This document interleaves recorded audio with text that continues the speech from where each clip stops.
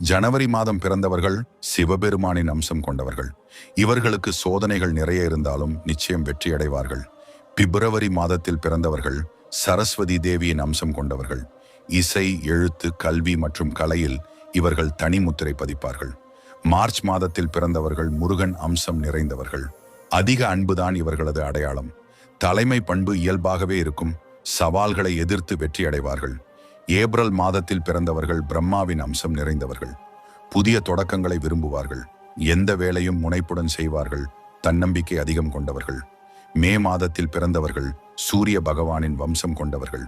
தோல்வி என்பது இவர்கள் அகராதியில் கிடையாது. விடாமுயற்சியுடன் செயல்படுவார்கள். உழைப்பால் உச்சத்தை தொடுவார்கள். ஜூன் மாதத்தில் பிறந்தவர்கள் அம்மன் சந்திரன் அருள் பெற்றவர்கள். அக்கறை அன்பு உள்ளவர்கள். தாய்மை உள்ளம் கொண்டவர்கள். ஜூலை மாதத்தில் பிறந்தவர்கள் தட்சிணாமூர்த்தியின் அருள் கொண்டவர்கள். சத்தமில்லாமல்